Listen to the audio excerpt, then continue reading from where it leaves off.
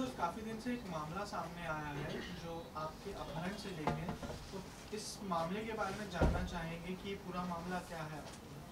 सबको पहले तो मेरा नमस्कार, प्यार भरा नमस्कार दोस्तों। और मैंने कभी सोचा भी नहीं था, सपने में भी नहीं सोचा था कि मीडिया के सामने, हालांकि मैं बहुत मीडिया के सामने आया हूँ अपनी फ़िल्मों के बारे में, अपने कैरियर के बारे में, अपनी फ़िल्म के लाइन में जो भी मैंने किया, काम किया फ़िल्मों में। लेकिन ये ऐसा नहीं सोचा था कि मैं जो बात कहने जा रहा हूँ, ये मैंने सोचा भी नहीं था कि ये बात कहने के लिए मुझे मीडिया के सामने आना पड़ेगा। लेकिन ये सच है। ये सच इतना सच है जैसे कि आपको मैं देख रहा हूँ और सुन रहा हूँ, और आप मुझे देख रहे हैं, सुन रहे हैं, ये उतना ही सच है। ये मैंने कभी नहीं सोचा था।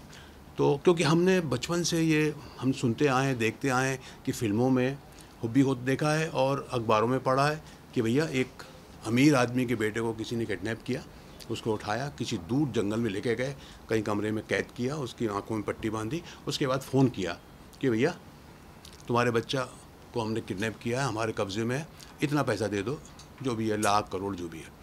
लेकिन मैंने कभी ये नहीं सोचा कि मेरे साथ ऐसा होगा। मैंने कभी सपने में, मतलब मेरे को चौंकाने वाली बात थी मेरे लिए। तो ये था किस्सा। अब मैं शुरू करता हूँ कि हुआ कैसे। जैसे कि आप जानते हैं कि हम लोग करेक्टर आर्टिस्ट हैं और हमको बुलाया जाता है प्रोग्राम्स के लिए। एनजीओज़ वाले बुलाते हैं हमें, बर्थडे के लिए बुलाया जाता है, उनको सेलिब्रेशन के लिए, वेडिंग एनिवर्सरी के लिए बुलाया जाता है। और ख़ास करके अभी बड़ा चलन चला है एक लोगों को सम्मानित करना है, ऐसे लोगों को जिन्होंने अपने अपने क्षेत्र में, अपने अपने फील्ड में नाम कमाया है, तो उनको सम्मानित करना है। तो सर आपको हम एज ए चीफ गेस्ट बुला रहे हैं और आपको आना है, उनको आवाज़ देना। अच्छा, ये मेरे साथ पिछले 10-12 साल से कुछ ज़्यादा हो गया था। जैसे कि आप जानते हैं, पता नहीं आप लोगों ने वो फिल्म देखी कि नहीं, मेरी वेलकम। और इसके पहले भी हमें रहे प्यार के, और मृत्युदाता, और गदर 2। खास करके वेलकम के बाद जो मेरी फ़र्स्ट वेलकम आई थी, मेरा ख्याल है कुछ 10-12 साल हो गए हैं उसको, तब से लेकर के मुझे ज़्यादा फ़ोन आने लगे थे कि सर ये यहाँ पर आपको चीफ गेस्ट बना रहे हैं, हम आपको, ये बच्चों का स्कूल में कुछ फंक्शन है, वहाँ पर आपको आना है, बच्चों को गिफ्ट देना है, अवार्ड्स देना है, सम्मानित करना है लोगों को। तो इस तरह के मुझे, और हम लोग जाते थे, भाई चलो ठीक है, शूटिंग नहीं है, जाएंगे, ये करेंगे, अवार्ड देंगे और पैसा मिल जाएगा। सबसे मेन चीज़ हमारी होती थी। और जो मेरे साथी कलाकार भी जाते रहते थे, हम लोग कई बार ग्रुप में जाते थे, और कई बार ऐसा होता था कि 2 लोग जा रहे हैं, कई बार ऐसा होता 3 लोग जा रहे हैं, कई बार सिंगल भी होता था, बहुत होता था। तो ये यूज्ड टू हो गया था। कभी हमने, मतलब कभी यहाँ तक हो गया था कि कौन। अच्छा, दूसरी बात मैं बता दूं कि जैसे कि हम फिल्मों में काम करते हैं, सीरियल्स में काम करते हैं, तो हमें सब लोग जानते हैं। अब सामने वाला जो है, हम उसको उतना शायद नहीं जानते। ये फैक्ट है। अब हमारे साथ सबसे बड़ा प्रॉब्लम क्या होता है कि हम अकेले जाते हैं, हमारे साथ कोई बॉडीगार्ड नहीं होते, कोई बाउंसर्स नहीं होते, कोई सिक्योरिटी हमारे साथ नहीं होती, और हम चले जाते हैं क्योंकि हम और चले जा रहे थे, और इतने सालों से हम कर रहे थे, कभी नहीं हुआ। तो ये जो मेरे साथ इंसिडेंट हुआ था, इसके बारे में मैंने कभी सपने में भी नहीं सोचा था। खैर, तो मुद्दे की बात में आते हैं। ये फ़ोन मुझे आता है अक्टूबर का लास्ट वीक था, और मुझे एक फ़ोन आया, Mushtaq sir, how are you, कैसे हैं आप। तो मैं अच्छा हूँ, कौन बोल रहा है। राहुल सैनी बोल रहा हूँ सर, पहचाना, नोएडा में मिले थे। अब सर मैं हकीकत बता रहा हूँ, और नोएडा में मुझे हाँ कहना पड़ता है, ये हकीकत है। और मैं सारे लोग ऐसे बोले, हाँ, हम लोग बोलते हैं ना, हाँ, यहाँ पहचान। अब इसके अलावा आप क्या बोलेंगे। हाँ बोलिए क्या बात है। सर एक हमारा एक अवार्ड शो है, हमको अवार्ड देना है, लोगों को सम्मानित करना है, उन लोगों को जिन्होंने अपने अपने फील्ड में ऐसा काम है। उसमें डॉक्टर्स भी हैं, उसमें आर्मी पर्सन्स भी हैं, कुछ खिलाड़ी भी हैं, तो ऐसे हैं जो अब बुज़ुर्ग हो गए हैं, तो हम उनको सम्मानित करना चाहते हैं। मैंने कहा चलो ठीक है। मैंने कहा कितने लोगों को करना पड़ेगा। सर ऐसे कुछ ज़्यादा कुछ नहीं सर, कम से 25-30 लोग होंगे हैं, और एक छोटा सा गेट टुगेदर है सर, ये होगा, आपको आना है। मैंने कहा यार देखो, ये बताओ तुम्हारा बजट क्या है। तो उसने बोला कि सर हमारा बजट 50,000 का है।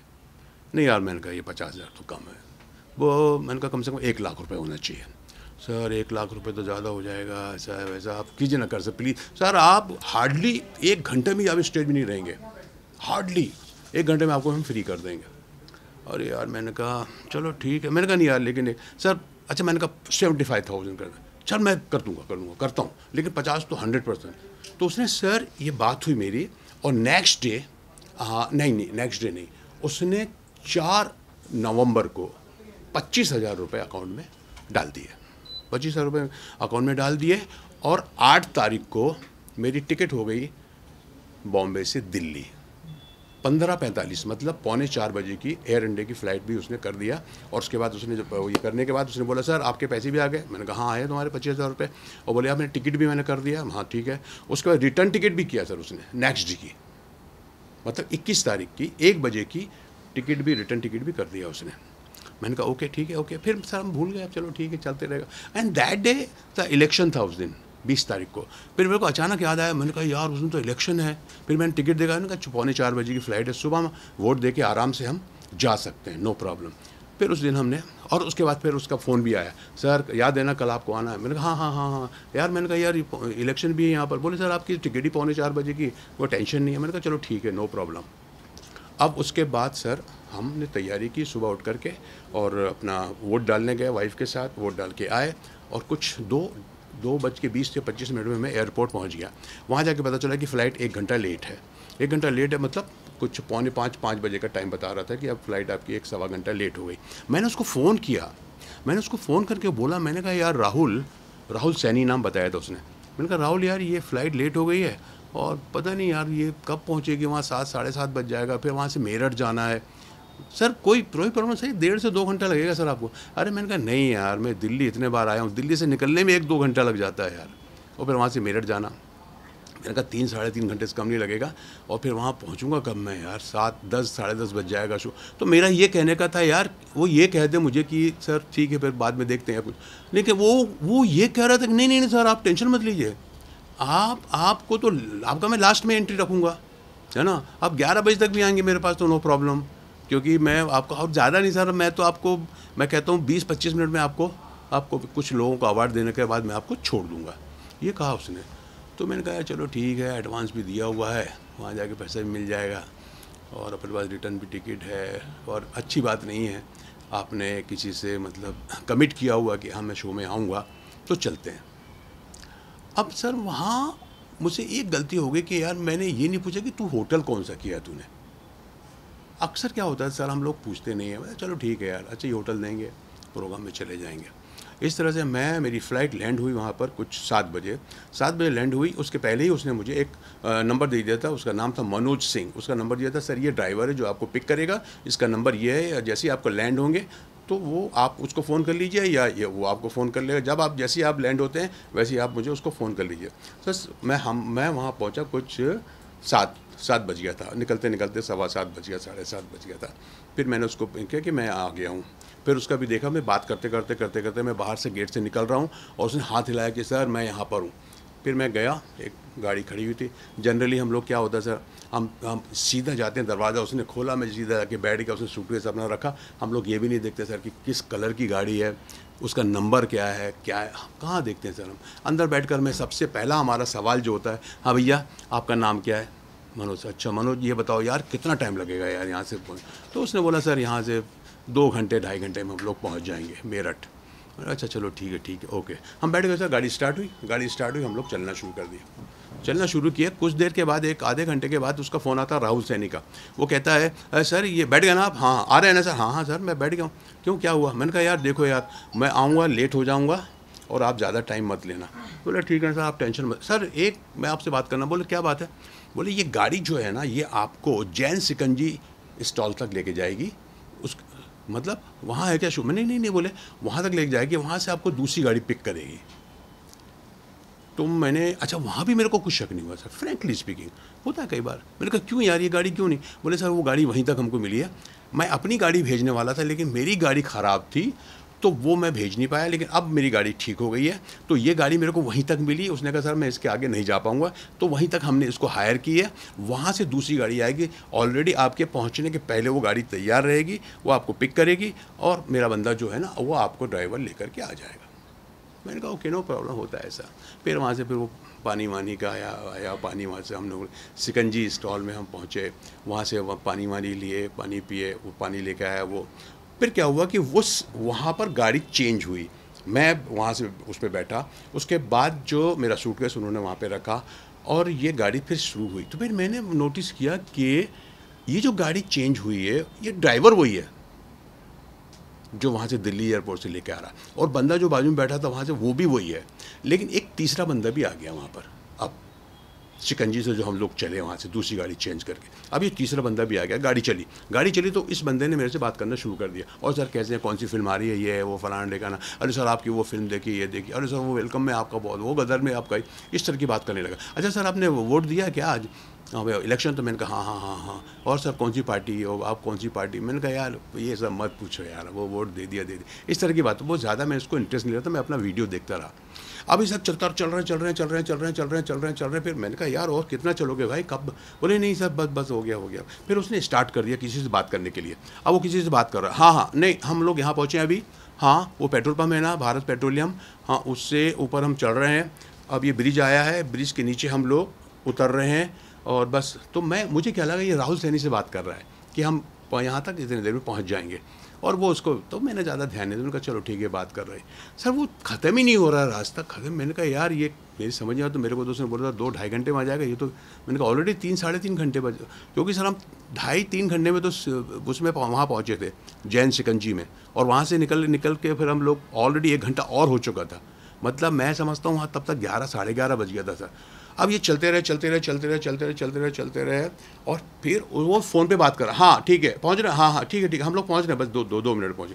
और सर गाड़ी रुकी, और गाड़ी रुकी, जैसी गाड़ी रुकी ठाट एक राइट से लेफ्ट से 2 आदमी ठाक से आए, और ये गन। आई वाज शॉक्ड, क्या भाई क्या हुआ? चुप, आवाज़ नहीं निकालना नहीं तो चल जाएगी। अरे मैंने कहा क्या मजाक, मुझे लग रहा है मजाक हो रहा है, मुझे लगा क्या कर रहे हैं। अब देखिए साहब, वो जो बीच वाली सीट जहाँ मैं बैठा था ऑलरेडी एक आदमी बैठा था, अब इधर से एक आदमी और आ गया, इधर आदमी 2 आदमी, अब यहाँ 4 हो गए, 4 के बीच में हम 2 हैं अंदर। अब वो मैंने कहा यार ये क्या कर, चुप पहले को, चलो गाड़ी चलने लगी। गाड़ी जब थोड़ी देर चली ना, तो वो जो बंदा था जो शिकंजी से मेरे साथ बैठा हुआ था, बोलता 1 मिनट रुक, वो उसको उन्होंने निकलने दिया और मेरे को दबोच लिया, तो वो बंदा उतर गया। अब हम लोग जो है, मैं बीच में हूँ और इधर ये है, इधर ये है, सामने वही ड्राइवर जो वहाँ से दिल्ली से लेके आया था, सिर्फ गाड़ी चेंज किया, और वो आदमी। इस तरह से हम लोग वहाँ से चले। वहाँ से चलने के बाद सर उन्होंने मेरे को चलते रहे, और कुछ देर के बाद उन्होंने मेरे को चादर डाल दिया और बोले तुम सो जाओ यहाँ पर, बिल्कुल सो जाओ, नीचे हो जाओ, कुछ मत करो। मैंने कहा बस बात नहीं करो बस।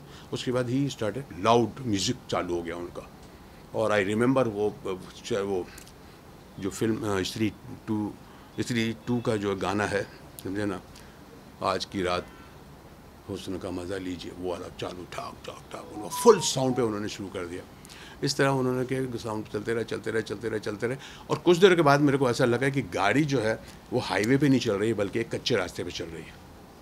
ये चलते और मैं सोच रहा था यार जहाँ भी जाना है, जहाँ भी तुम्हारा ठिकाना है, वो जल्दी आ जाए ताकि मुझे पता तो चले, ये चादर तो हटे मेरे, समझे ना। तो ये था। और जब मैं वहाँ पहुँचा तो मेरे कोई आवाज़ नहीं, कुछ नहीं, साउंड ये उनसे। अब मुझे ये लग रहा है कि मैं किसी फार्म हाउस में आ गया हूँ या किसी जंगल में आ गया हूँ, क्योंकि वहाँ कुछ सुनाई नहीं दे रहा, किसी गाड़ी की आवाज़ नहीं आ रही, कुछ नहीं आ रही। एंड ये समझ लीजिए कि वो 12 बज चुका है तब तक, 12-12:30 बज चुका था तब तक। और फिर मुझे वहाँ से उतार के वैसे मुझे लाया गया और अंदर ठेला गया, और मुझे ऐसा धक्का मारा उन्होंने, चल अंदर, तो मेरे पैर में चोट भी आई। तो मैंने कहा यार कुछ समझ में नहीं आ रहा कि कहाँ है, कौन है, क्या, सीढ़ी चढ़। फिर उन्होंने मुझे सीढ़ियों से चढ़ाया, और अच्छी तरह मुझे याद है कि कुछ 2nd floor, it was 2nd floor 100%, वो लेकर गया, और दरवाज़ा खोला गया, दरवाजे के अंदर मुझे डाला गया, दरवाज़ा बंद किया गया। फिर चादर हटाया तो मैंने देखा एक 10 बाई 10 का रूम था जो चारों तरफ से बंद था, और मेरे सामने कम से कम 6 बंदे थे। मैंने कहा क्या चाहते हो आप लोग? बोले चाहना क्या है, बस पैसा चाहिए, 1 करोड़ की डिमांड कर दी। मैंने कहा यार 1 करोड़, मैंने कहा आप ऐसी मेरी बिल्कुल यही हालत थी। मैंने कहा मैं समझ तो क्या था उनको पैसे, 1 करोड़, मैंने कहा 1 करोड़ तो हकीकत बता रहा हूँ, 1 करोड़ तो मैंने देखा भी नहीं है। अरे तू देखा यार, वो गालियाँ दियाँ उसने जो मैं यहाँ बोल नहीं सकता। ऐसे यकीन मानो यार, 1 करोड़ की तुम बात करते हो, कहाँ है? अबे झूठ मत बोले, तू 40 साल से फिल्मों में काम कर रहा है। अमिताभ बच्चन, आमिर खान, सलमान खान, शाहरुख खान, अक्षय कुमार, अजय देवगन, इतने बड़े बड़े कलाकारों के साथ काम कर रहा है तू बोलता है कि तेरे पास पैसा नहीं है, हैं? और अभी तेरी वो गदर हिउडी 500 करोड़ उसने कमाए हैं, तो तेरे को 5 करोड़ तो दिए होंगे। अब मैं उनको क्या बोलूँ यार कि 5 करोड़। उनको ये लगता था कि वो सब जो पैसा आता है वो सब आपस में बांट देते हैं वो। मैंने कहा ऐसा नहीं है भैया, हम लोगों का जो कीमत, हमारी जो प्राइस तय होती है फिल्म शुरू होने से पहले, जो एग्रीमेंट हो, उतना ही पैसा मिलता है हमको, और उससे ज़्यादा कुछ नहीं। झूठ मत बोलिए वो सब। फिर उन्होंने सर वो फ़ोन तो मेरा छीन ही लिया था उन्होंने, पहले वहीं गाड़ी में छीन लिया। सबसे पहले तो उन्होंने फ़ोन ही छीन लिया था मेरा, और उसके बाद पूरा चेक किया कि कहीं कुछ है कि नहीं है कि नहीं, वो सब देख लिया था, कुछ था नहीं। आधार कार्ड था यहाँ पे, कुछ पैसे थे 4-5 हज़ार रुपये, वो भी सब ले लिए उन्होंने, समझे ना। और मेरा चश्मा भी वहाँ रह गया, ये सब कुछ, मेरा सूटकेस भी। तो अब वहाँ पर उन्होंने कहा एटीएम कहाँ, एटीएम। मैंने कहा नहीं है भाई, देख देख सूटकेस ला इसका। फिर उन्होंने सूटकेस लेके आया मेरा, सूटकेस खोला, उसको खोल के दिया मैंने, सूटकेस देख लो। सूटकेस को पूरा छान मारा, कुछ नहीं उसमें, समझे, कपड़े थे बस और कुछ नहीं थे। हमने कहा हमारे पास पैसे की ज़रूरत नहीं पड़ती, 4-5 हज़ार रुपये ऐसे ही रख लेते हैं, अदरवाइज़ जो भी हमको पेमेंट करना होता है, कहीं चाय पी रहे हैं, नाश्ता कर रहे हैं, तो आजकल तो वो जीपे हो जाता है सब, तो वो फ़ोन पे था सब कुछ।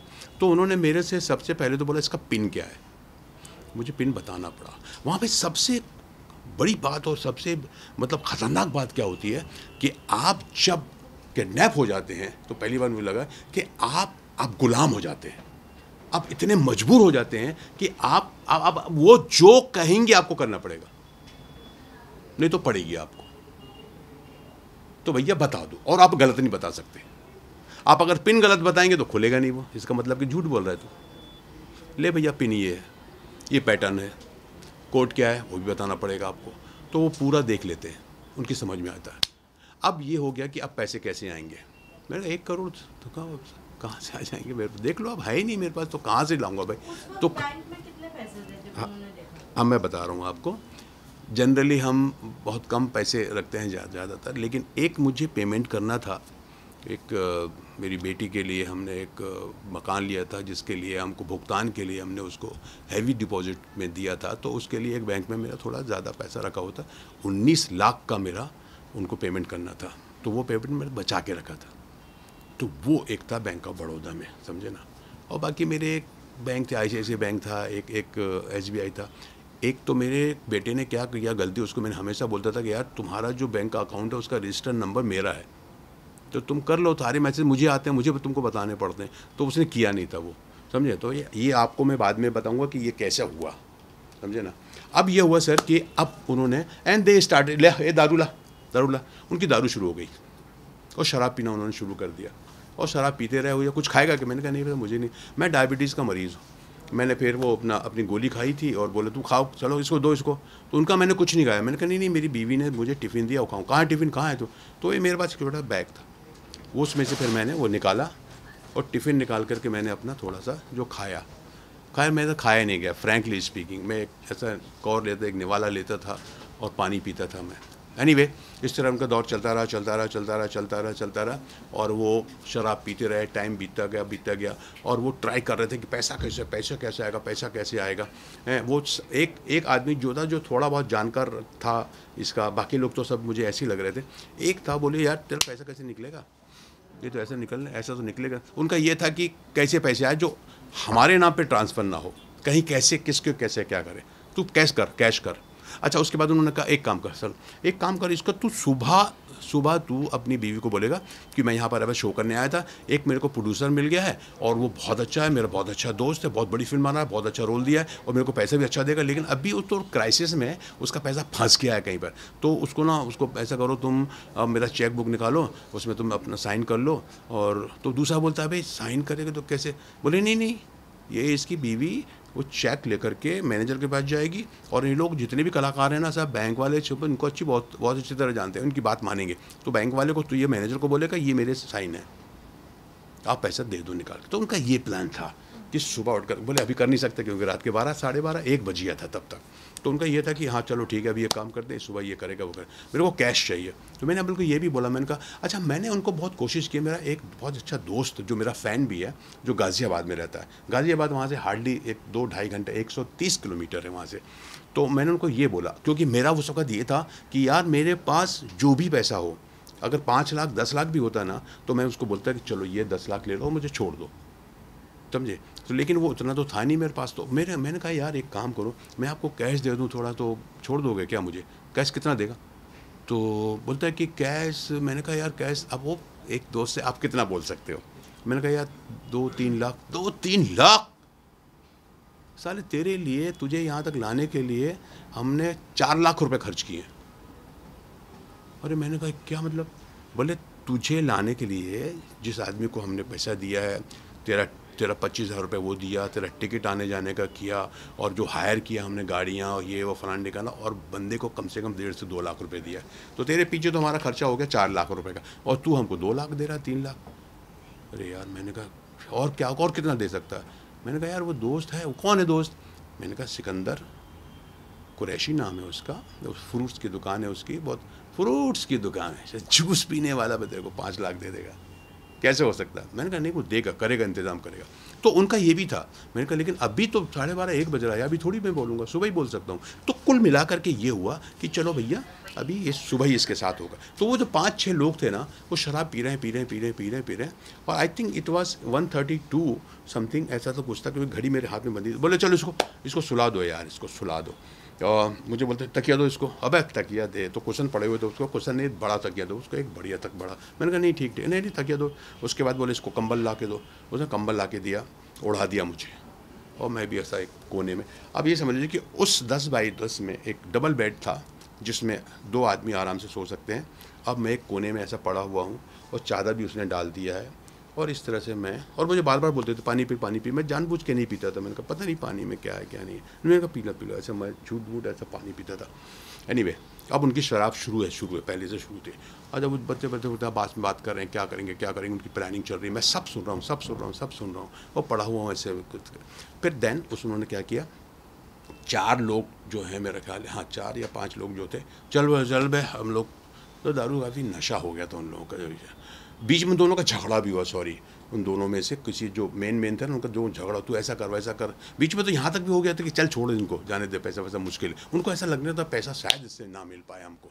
उनको कहा ये होगा, पता नहीं क्या होगा, ये जो कैश बोल रहा है गाज़ियाबाद से, वहाँ भी कैसे होगा, कैसे करेगा ये, वो सब उनकी बातें चल रही थी। अबे नहीं बे यार, ऐसा हो जाएगा वैसा, अरे यार वो आ गया, उसने ऐसा बता दिया।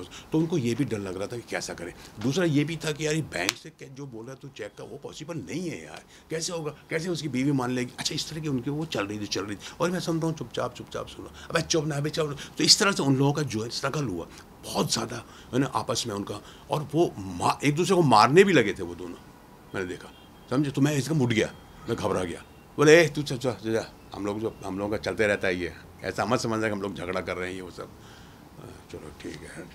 फिर मैं अपना सुबह सो गया। फिर वो पीते रहे। फिर कुछ 3:30-4 बज गया था। वो जो 4-5 लोग थे, वो जो हैं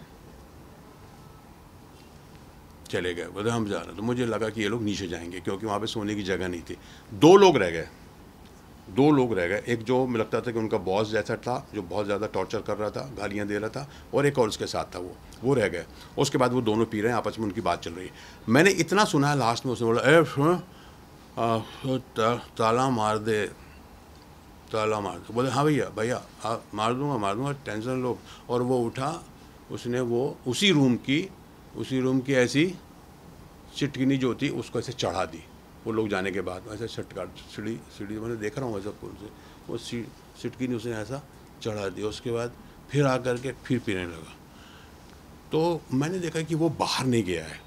मुझे क्या लग रहा था, इसको बोल रहा है कि ताला मार दे, मतलब या तो बाहर जाके रूम से बाहर ताला मार, अंदर तो मारेगा नहीं, उसमें नहीं था, वो लैच नहीं था वहाँ पर। तो वो आकर के फिर पीने लगा। ये चलता रहा सर, और ये टाइम जा रहा है, और मुझे मालूम है कि मैं किसी जंगल में या किसी फार्म हाउस में हूँ। मेरा क्या होगा, मतलब आप सोच नहीं सकते कि मैं अपने अल्लाह को याद कर रहा हूँ और सोच रहा हूँ कि अल्लाह बस मदद। इसके अलावा मेरे पास कुछ भी नहीं था मेरे पास। और मेरी जो हालत थी, जो मेरी कैफियत थी, मैं आपसे कह नहीं सकता। मैं इतना डरा हुआ, दहशत में था कि मैंने कहा मेरी जान जाएगी, पता नहीं शायद पैसे लेके भी ना छोड़ें।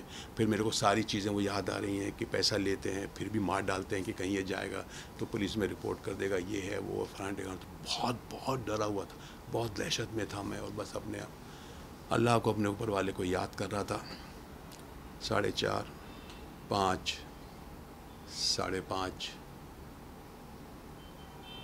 5:45 बजे अजान की आवाज़ आ रही है, अल्लाह अकबर अल्लाह।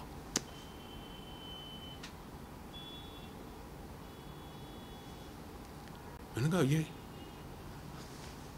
तो मस्जिद है यार, पास में मस्जिद है। एंड उस अजान ने, उस पता नहीं मेरे को एक ताकत मिली, और तब तक इनके खर्राटे शुरू हो गए, दोनों के खर्राटे लिटरली पूरे सो रहे हैं, ऐसा पड़े। खूब शराब पी ली थी, पता नहीं कहां से हिम्मत आई, पता नहीं। बस उठा मैं, निकलो यहां से, जो होगा देखा जाए। और मैं ये भी देख रहा हूं कि अगर मैं पकड़ा गया तो मेरी खैर नहीं। 2 यहाँ हैं और नीचे 4 या 5 लोग जो भी हैं, 6-7 थे जो, और गन है, सब चीज़ें उनके हथियार सकते। नीचे उतरा, उठा, जूते पहनने की कोशिश की, फिर नहीं पहना। सूटकेस मेरा ऐसा रखा होता, खुला हुआ सब। सूटकेस की तरफ मैंने कहा नहीं। अचानक क्या लाया, अगर मैं सूटकेस लेके जाता हूँ, 2nd फ्लोर में हूँ, क्योंकि मैं बहुत तकलीफ, बहुत कमज़ोरी महसूस कर रहा था, बहुत हर तरह से, मेंटली, फिजिकली। तो मैंने सूटकेस छोड़ दिया। उनका सूटकेस ले जाऊँगा, फंस जाऊँगा, लालच नहीं करना है। तो मैं वैसे छोड़ दिया सूटकेस को, और जूते उठाए और धीरे धीरे जा कर के पहले सिटकिनी को खोला। उसकी आवाज़ भी आ रही थी खोलते हुए। फिर मैं वहाँ देखता था, सो रहे हैं वो लोग। धीरे धीरे ऐसा करते करते उनको देख रहा हूँ, सिटकिनी खोल रहा हूँ।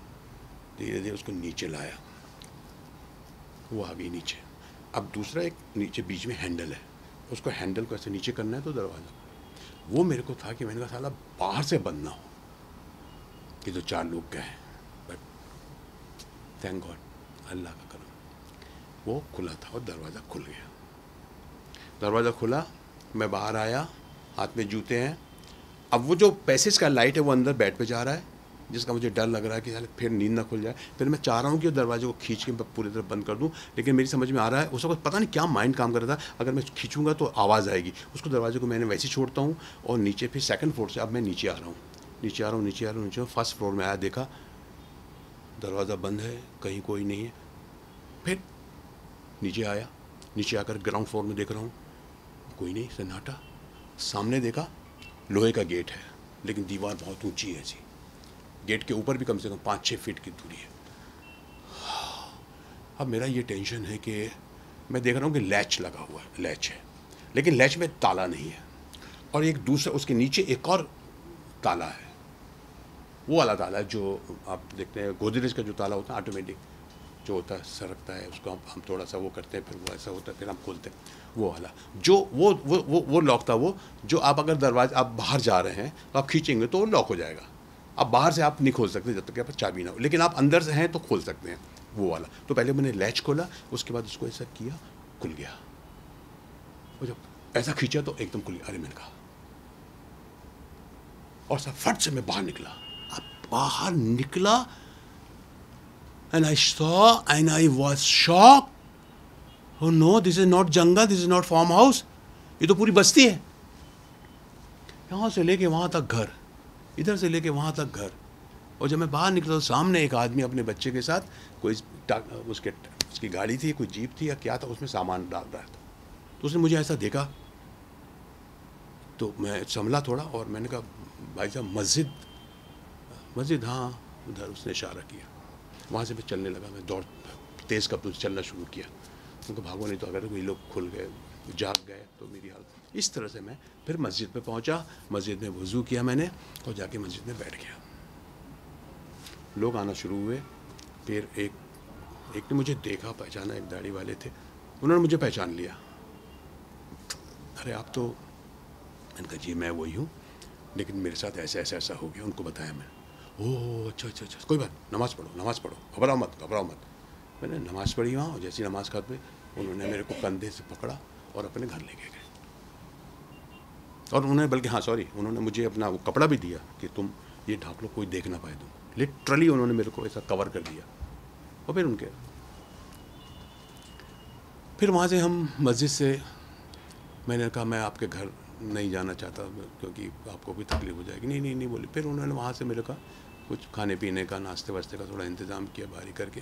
फिर मैंने सबसे पहला काम किया अपनी बीवी को, unluckily I was remembering my number कि भैया मेरी बीवी का नंबर मुझे कुछ समझ भी नहीं आ रहा था। जनरली हम लोग सबसे बड़ी जो गलती करते हैं, हम सभी लोग करते हैं, अब हमने सेव कर लिया वाइफ, सेव कर लिया डॉटर, सेव कर लिया सन, लेकिन हमको उनके नंबर याद नहीं होते। बट लकीली मेरी वाइफ का नंबर मुझे याद था। अगर मेरे और उसके अलावा मुझे किसी का नंबर याद नहीं था, अदरवाइज़ मैं क्या करता, कैसे किसी को बताता। फिर मैंने अपनी वाइफ को फ़ोन किया, मेरी वाइफ ने फ़ोन ही नहीं उठाया उनके नंबर से। बोले पता नहीं कौन, वो भी सुबह 6:30-7 बजे, पता नहीं कौन फ़ोन कर रहा, 3-4। उसके बाद मैंने वॉइस अपनी वाइफ को जो है ना, मैं वॉइस मैसेज दिया। फिर मैंने 3-4 फ़ोन करता रहा। फिर उसने उठाया फ़ोन, बोले कौन है, क्या है। फिर मैंने उसको बताया मैं हूँ मुश्ताक खान भाई, ऐसा ऐसा मेरे साथ हुआ। वो बिलीव ही नहीं करता है कोई। फिर मेरे बेटे को दिया उन्होंने, फिर ये सारी चीज़ें हुई। और तब जा कर के मैंने कहा सबसे पहले तुम ये काम करो कि बैंक ऑफ बड़ौदा का जो हमारा अकाउंट उसको फ्रीज़ कर दो, फ़ोन वहीं उनके पास है, क्योंकि अभी तक वो सो रहे हैं तो शायद कुछ हो जाए। फिर फ्रीज़ वो लोग गए दोनों, मेरी वाइफ गई और बैंक मैनेजर से मिली और फ्रीज़ करवा दी। लेकिन मैं एक ICICI बैंक में जो मेरा था वो मैं दिमाग में नहीं था, फ्रैंकली स्पीकिंग। और ये जो SBI का जो मेरा अकाउंट था जिसमें मेरे बेटे ने अपना मेरा नंबर दे दिया था, और वो भी शायद बहुत ज़्यादा उसको ट्रांजेक्शन उसके नहीं हो रहे थे, बस वो 2 बैंक का हम लोग नहीं कर पाए, समझे ना। तो उसके बाद फिर मैंने हमारे फैमिली मेम्बर हैं जो मिस्टर सिकंदर कुरैशी गाज़ियाबाद रहते हैं, मेरी वाइफ को मैंने बोला तुम उनका भी नंबर देखो तुम्हारे पास है ना। हाँ बोले उनका तो उसके पास तो उसकी वाइफ का भी था, उनका भी था, वो भी नहीं उठा रहे थे सुबह सुबह। फिर बड़ी मुश्किल से उन्होंने भी फिर वही वैसे ही किया मेरी वाइफ ने, और मुझे नंबर दी। तो फिर मैंने इनके नंबर से फ़ोन लगाया, मैंने कहा भाई ऐसा ऐसा हो गया है। एंड वो आदमी उसी वक्त गाड़ी लेके निकल पड़ा गाज़ियाबाद से, और उसने तो सबसे उसने मुझे बोला भी रिपोर्ट। मैंने कहा भाई मैं प्लीज़ मुझे इस वक्त मुंबई छोड़ दो यार, आप, मैं नहीं जा सकता। और वहाँ गाज़ियाबाद आकर के उसने देखा मेरी हालत तो बोले नहीं सर आप अभी बिल्कुल नहीं जाएंगे। वो मेरा बहुत बड़ा फ़ैन है वो। आप उसने मेरे अपने घर पे रखा, बोले सर आप बिल्कुल नहीं जाएंगे, आप यहाँ रहिए, खाना वाना खाइए, मैं सलमा जी को फ़ोन कर देता हूँ, भाभी जी को फ़ोन कर देता हूँ, ये वो सब उसने अपने पास ही रखा सर। और उसने ही मुझे सारा कुछ किया। ये जो फ़ोन आप देख रहे हैं ये उसी का फ़ोन है। उस सिम का, मेरा सिम उसने चेंज करवाया गैलरी में जाकर के वोडाफोन की, और उसके बाद मेरा चश्मा बनवाया उसने नया वहीं पर, और पैसे वैसे दिए और खाना वाना खिलाया जी, ये सब किया। और बोले सर देख लो आप। मैंने कहा नहीं यार मैं जाना चाहता हूँ, मैं जाता हूँ।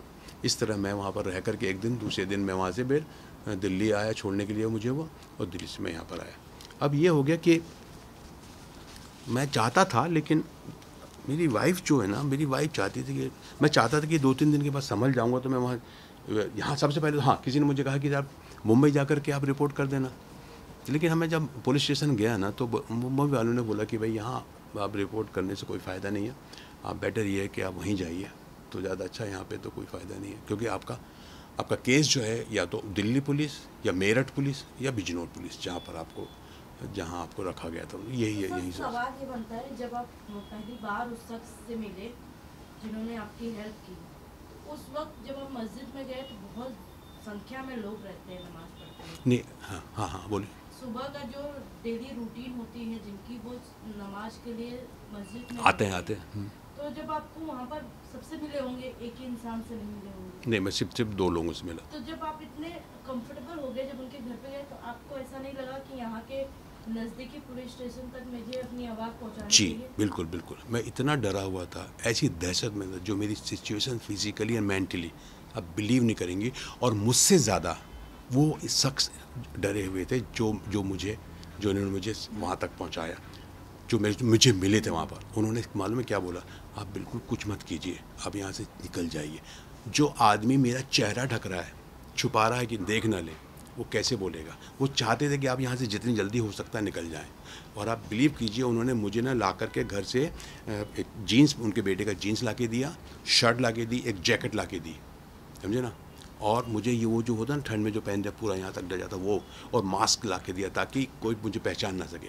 उनका ये था कि ये बहुत ही ख़तरनाक लोग हैं, गिरोह हैं, और इस तरह की वारदात होती रहती है यहाँ पर, मर्डर कर देते हैं, किसी को पता नहीं चलता, ये वो सारी चीज़ें थी। तो एक तो मैं खुद डरा हुआ, और जब उन्होंने इस तरह की बात की तो मैं और भी डर गया। मुझे उस वक्त सिर्फ ये था कि मैं किसी तरह यहाँ से भाग जाऊँ, फ्रैंकली स्पीकिंग। बिल्कुल नहीं, या तो हो सकता शायद शायद मैं इतनी मेरे में वो होती या ताकत होती या फिर मैं इतना डरा हुआ नहीं होता या मेरा भी माइंड उस तरह का होता कि यार देख लेंगे कुछ होगा, तो शायद मैं सीधा पुलिस स्टेशन जाता। नहीं सर, एक ये भी था कि उन्होंने आपसे 2,20,000 रुपए की वसूली भी की थी। हाँ। तो क्या वो राशि आपको वापस मिली है? पुलिस ने जैसे कि नहीं, जो अपराधी है उन्हें पकड़ भी लिया है। हाँ, उनके पास एक पिस्तौल और 10,000 रुपए जी भी बरामद किए। नहीं, उन्होंने 1,00,000, उन्होंने बताया कि 1,04,000 उन्होंने बरामद भी किए हैं, लेकिन अब वो अपना उनका वैसे तो मुझे देंगे नहीं, वो तो पूरा वो वहाँ जाएगा पैसा। उसके बाद शायद वो बाद में हम अगर उनको कर रहे हैं अपनी अपील करें तो हो सकता है शायद हो।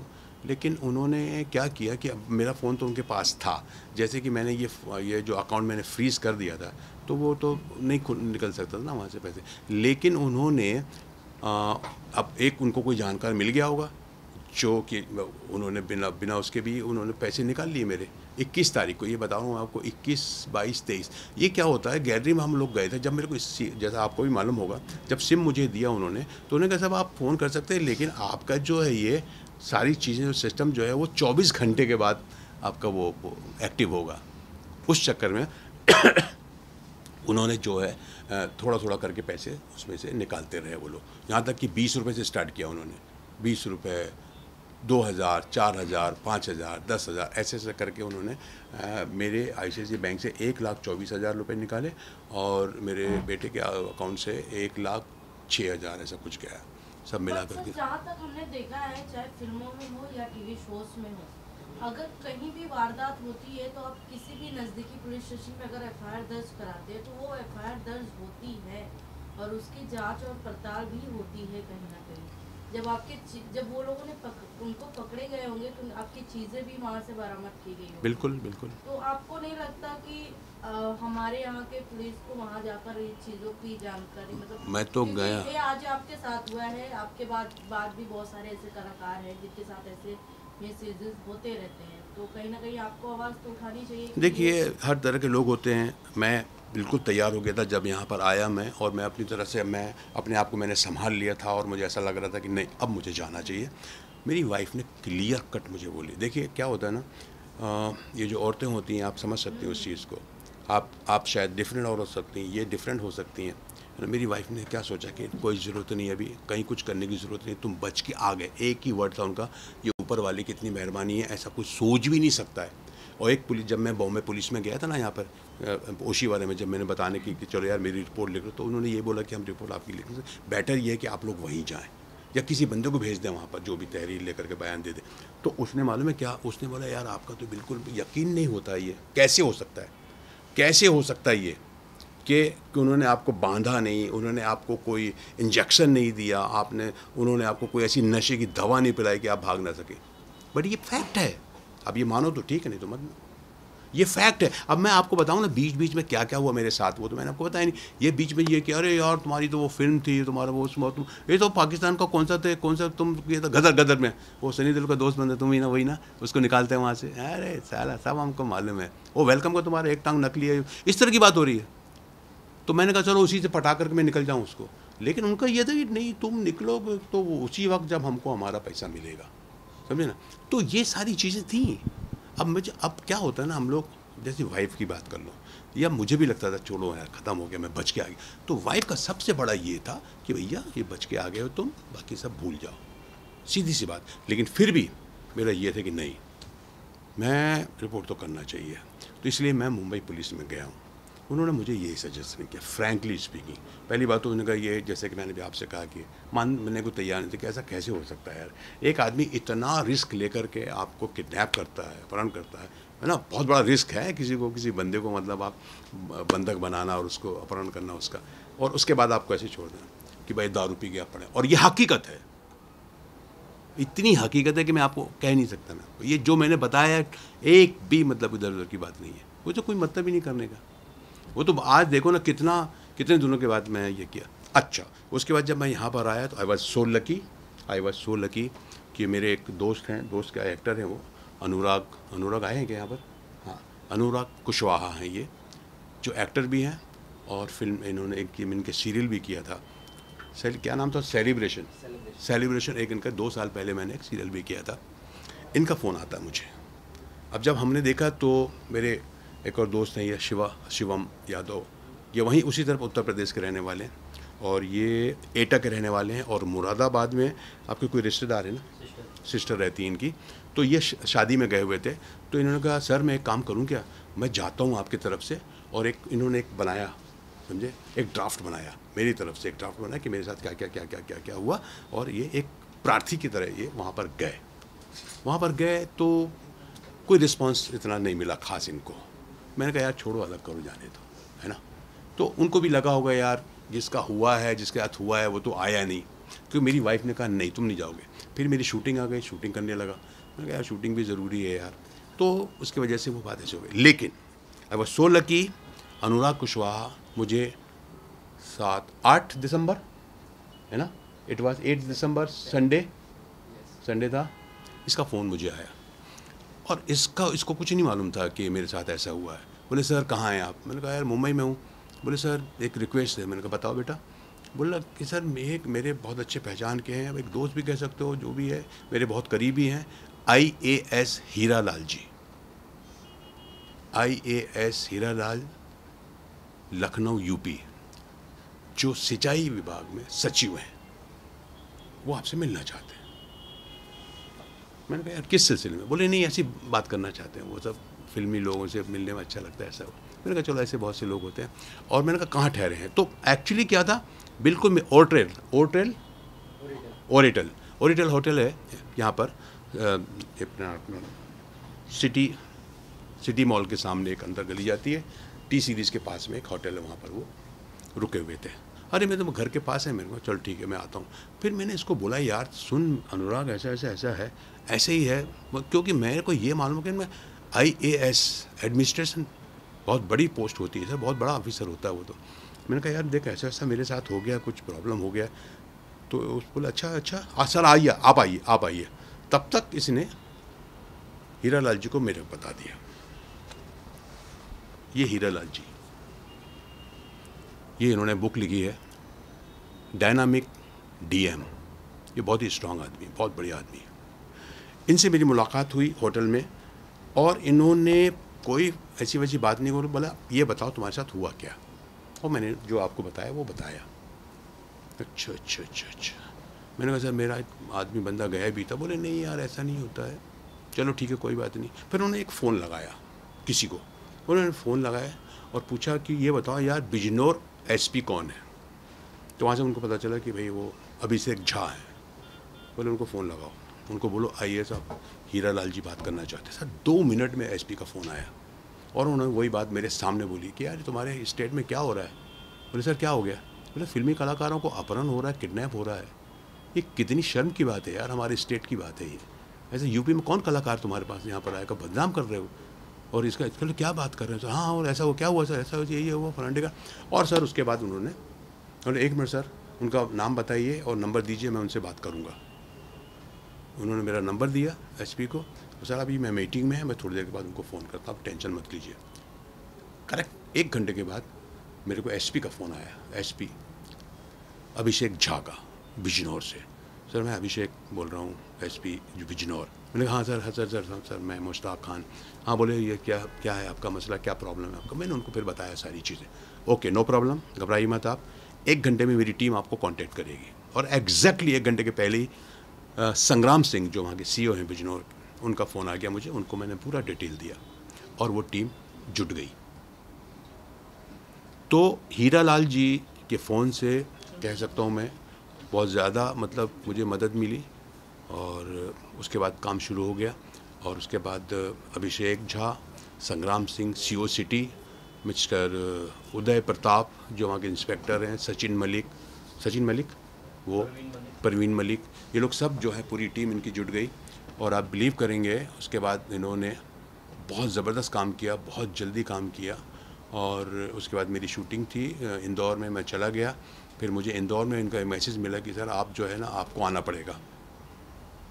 पड़ेगा शिनाख्त के लिए, और आप यहाँ एक बार आपको आना ही पड़ेगा।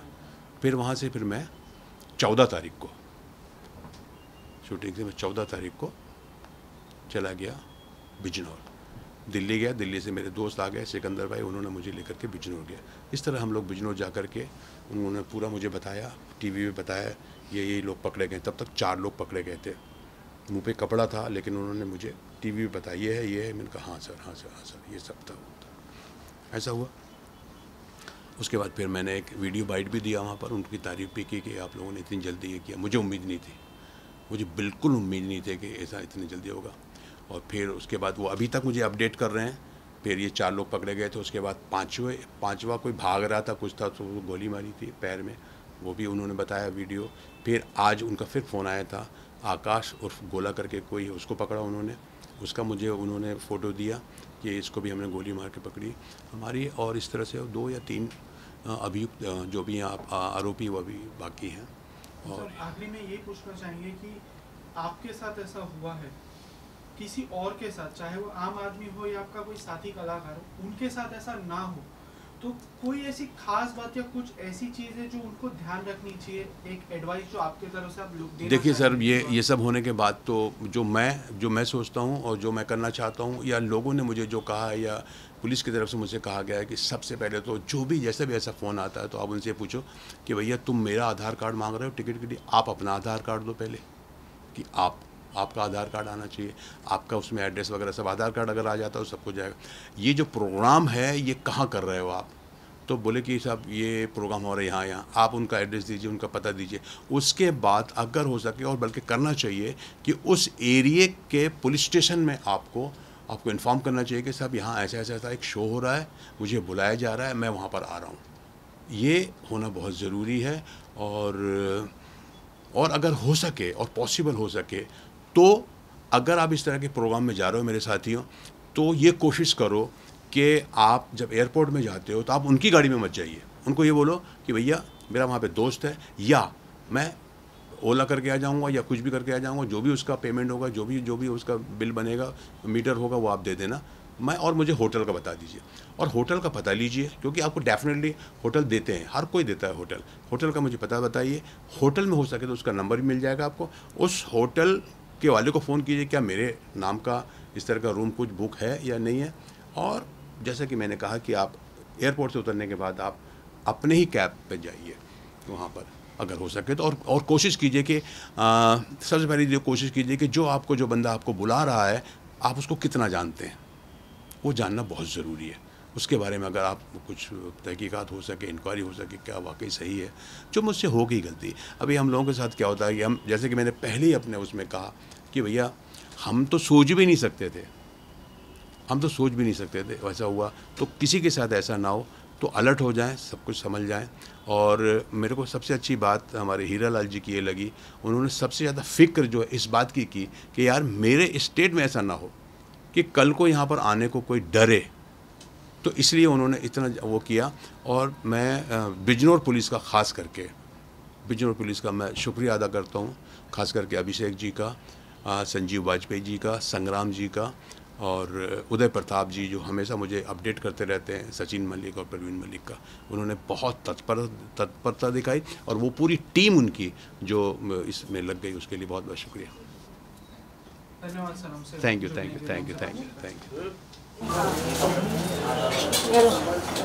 क्या बेहतर हो गया आदर्श कोई